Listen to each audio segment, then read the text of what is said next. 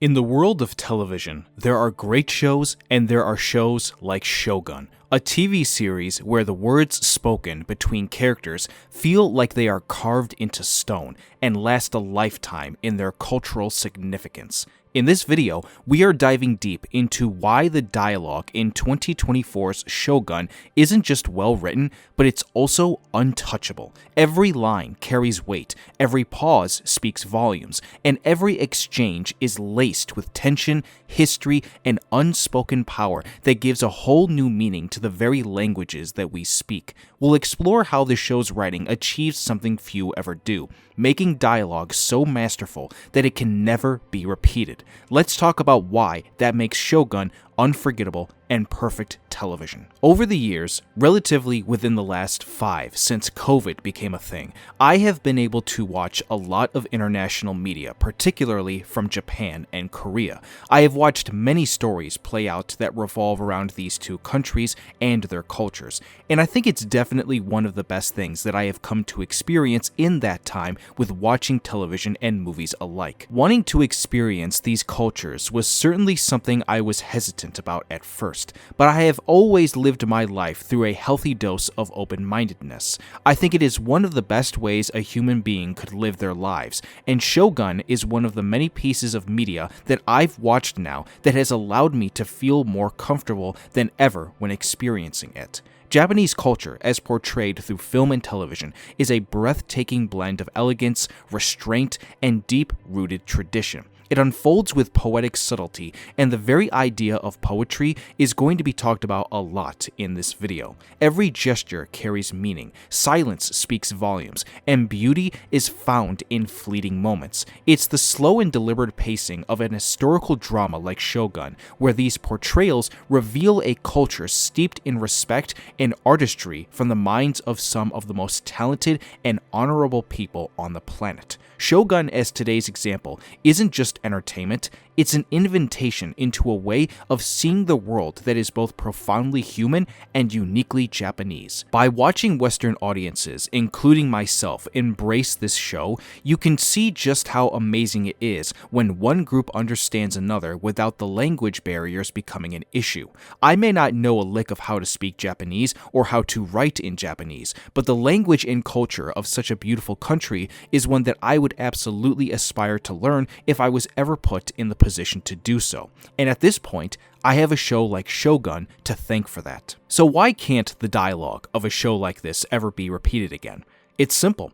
It's because of the way in which the people of Japan use words to speak. Every single thing that is ever said throughout the entirety of the show's 10 episodes has some kind of authentic meaning to it. It can be a plot-based meaning, a character-based meaning, or a philosophical one. When Mariko tells Blackthorn that his words about what he said to his servants regarding the bird that he strung up gave it meaning based on it killing his gardener, he simply doesn't understand. He's perplexed. He doesn't understand that the place he now resides in has a culture where the most insignificant thing can turn into something so consequential. When you are watching people interact with each other, it almost feels like the words themselves are their own characters. That's how you know the dialogue for the show was so expertly written. One of my personal mottos with how to write character dialogue is through the notion of understanding what it means for characters to be properly developed in the first place. My motto goes like this: you don't develop a character through endless exposition, you develop them through conscious conversation, insinuating this idea that you have to be aware of the positions that characters find themselves in instead of just spoon-feeding the audience of every single background detail to where it might diffuse the tension or the anticipation for a big event to happen. I think everybody who has seen Shōgun would agree that the biggest example where this is the case is with Crimson Sky. The writers knew that it would have been more effective if they teased us with the very concept of what Crimson Sky is. It makes what happens to Mariko even more heartbreaking and truthful in its outcome. One of the many forms of research that I did in preparation for this video after my second rewatch was to fully listen to the Shōgun podcast that they released every week after a new episode dropped. The one for Crimson Sky was very eye-opening for me. The way that they talk about this event made me come to a stark realization realization upon the rewatch. Crimson Sky is a point within the show that philosophically is all about the characters trying their best to understand the intentions of one another in arguably the most pivotal point of the conflict between Lord Toranaga and the rest of the feudal lords in Osaka. They make a great point to show that the characters of Blackthorn and Ochiba specifically do not want Mariko to sacrifice herself, but they end up realizing what the intent truly is, even if they don't know what's eventually coming with Mariko's assassination from the shinobi that Lord Ishido sent out with the help of Lord Yabushige, making sure that it was completed from inside without anyone knowing. And the craziest thing of all is that both of the scenarios in which Mariko's life was going to be taken all came down to the fact that no one, especially Ishido, was taking her words seriously. She needed to leave Osaka to obey the bidding of her lord, and what purpose at that point does she have if she can't? We obviously know as the audience that she is playing a game with the other feudal lords and Ishido to gain favor in Toranaga's campaign. Even when you factor that in with the whole purpose in mind to trick these people, that still gives everything a meaning and a message through her words of pleading to leave the city. And I love that this conflict as a whole is fought through words and without the use of swords, for the most part, obviously until it gets to a point where there is a full-on fight. The people of Japan are so steeped in their ways through politics and playing games with one another that drawing swords is practically the last thing that you should do. It might be the quickest way to get out of something, but that's only if you can do it without anyone noticing. And sadly, for someone like Ishido, he failed that so many times to the point where people started to see right through his games.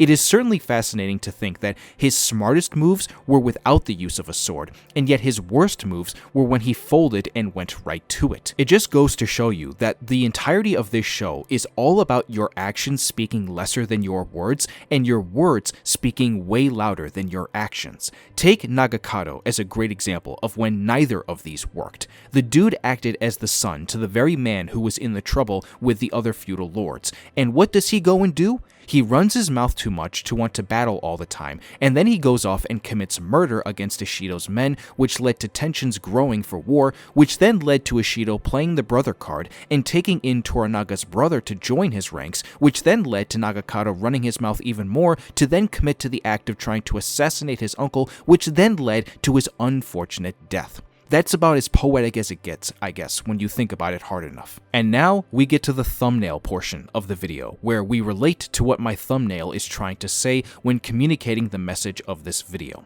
The phrase, "unless I win," from Blackthorn in episode 2, Servants of Two Masters, is maybe the best representation between the relationship of both Blackthorn and Toranaga, our two main characters. They are both in positions where their goals are outlined by the necessity to win over power on their sides of the conflict. Blackthorn's mission is to break the Portuguese monopoly on trade and Catholic missionary influence in Japan and establish English and Dutch trading routes in the region. Toranaga is trying to simultaneously outmaneuver the Council of Regents and Ishido, who want control of Japan by manipulating the heir to the Taiko while also keeping his own clan safe and growing long after he's gone. In this episode's podcast, Cosmo Jarvis, who plays Blackthorn, points out that the thing that makes Toranaga interested in him so much is that he believes that, like him, they are both fighting for something probably way harder than each of them think they are fighting hard enough to get. How much are each of them willing to push and prod at what their goal is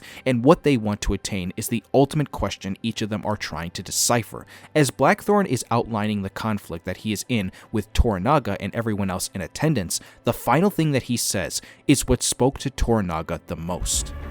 "Unless I win."